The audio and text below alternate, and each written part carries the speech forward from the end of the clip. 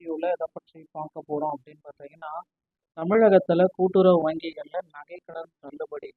இதை குறித்து நமக்கு கிடைக்கப்பட்டிருக்க அந்த ஒரு மகிழ்ச்சியான தகவல்கள் என்னென்ன?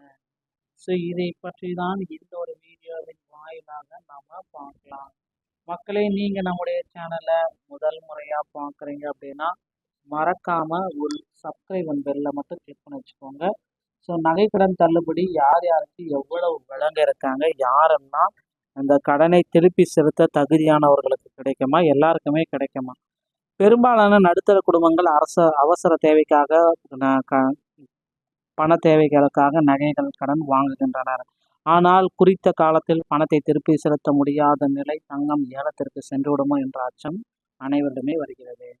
தற்பொழுது ஆர்பிஐ கொண்டு வந்துள்ள புதிய விதிமுறைகளின்படி கூட்டுறவு வங்கிகள் நகைக்கடன் வாடிக்கையாளர்களுக்கு அதிரடியான சலுகைகளையும் எளிய திருப்பு சலுகைகளையும் அறிமுகப்படுத்தியுள்ளது. நகை ஏலத்திலிருந்து நிரந்தரமாக மீட்டுக்கொள்ளும் வழியையும் அவங்க அறிவிச்சிட்டாங்க அப்படின்னு சொல்றாங்க. ஆர்பிஐ புதிய கட்டுப்பாட்டு வரிகள். தானியங்கி வங்கிகள் 6 மாதங்கள். தானியங்கி வங்கிகள் கட்டாயம் மாதத்தவணை ஸ்ட்ரிக்ட்லி மந்த்லி அந்த இஎம்ஐ கட்ட வைக்கணும். கூட்டுறவு வங்கிகள் இஎம்ஐ கட்டாயம் இல்லை, எப்போது பணம் கிடைக்கிறதோ அப்போது கட்டலாம். தனியார் வங்கிகள் காலம் முடிந்தவுடன் உடனடியாக நகை ஏலத்திற்கு விடுவதே அபாயத்தோடு இருக்குங்க. ஸோ கண்டிப்பாக பார்த்தீங்க அப்படின்னா நல்லது அப்படின்னு பார்த்தீங்கன்னா தேர்ந்தெடுப்பது. கூட்டுறவு வங்கிகள் இஎம்ஐ இல்லை, இப்பொழுது கணக்கு எப்போது பணம் கிடைக்கிறதோ அப்போ நான் வேறு தவணை பண்ணிக்கிறேன்.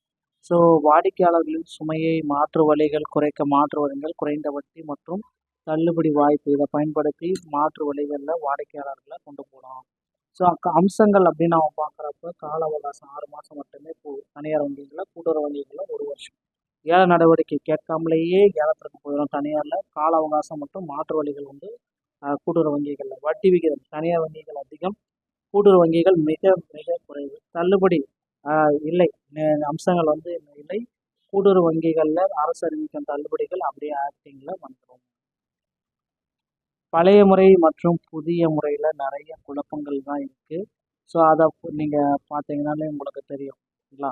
ஸோ ஒரு ஆண்டு 12 மாத காலக்கெடு முடிகிறது. ஆனால் முழு அசல் தொகையும் வரவில்லை, டீசல் தொகையும் இன்னும் வரவில்லை. ஓகேங்களா? வட்டி செலுத்துதல் ஓராண்டு காலத்திற்கான அந்த வட்டி தொகையை செலுத்துவது விதமாக புதிய அப்டேட்கள் நமக்கு வர இருக்குங்க. ஒரு வருடமும் முழு பலமன்னையா, பதற்றம் வேண்டாம், பணம் உங்களை தேடி வரும், நாங்கள் உங்களை தேடி வருகிறோம்.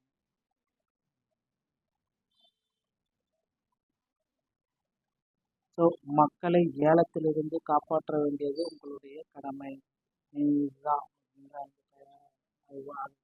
ஸோ கண்டிப்பாக அந்த மக்கள் பார்த்தீங்கன்னா முதற்கட்டமாக நகைக்கடன் தள்ளுபடி அப்படின்றது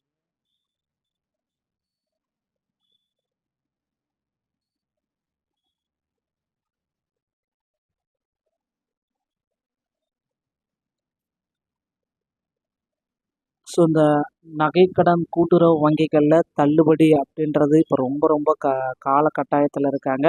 ஸோ இந்த கூட்டுறவு வங்கிகளில் கடன் பெற்றவர்களின் சுமையை குறைக்க இந்திய ரிசர்வ் வங்கி மற்றும் தமிழக கூட்டுறவுத்துறை ஒரு புதிய அவசியமான ஒரு அப்டேட்டை தான் இதை கொண்டு வந்திருக்காங்க. உங்கள் நகையை காக்க 3 முக்கியமான அறிவுரைகள். ஸோ கால அவகாசம், கடன் பெறும் பொழுது உங்கள் கால அவகாசம் 6 மாதமா 1 வருடமா என்பதை உறுதிப்படுத்திக் கொள்ளுங்கள். பகுதி கட்டணத்தை செலுத்துங்கள். கையில் இருக்கும் பணம் அல்லது எப்போதெல்லாம் வங்கியில் வர வைத்திருக்கீங்களோ, சுமையை குறைக்க நினைக்கிறீங்களோ கடனை கட்டுங்க. வட்டியை புதுப்பிக்குங்கள். அசலை கட்ட முடியவில்லை என்றாலும் வட்டி தொகையை கட்டி மீண்டும் புதிய கடனாக மாற்றுங்கள். பயம் வேண்டாம், விழிப்புணர்வு அப்படின்றது பொருந்தும்.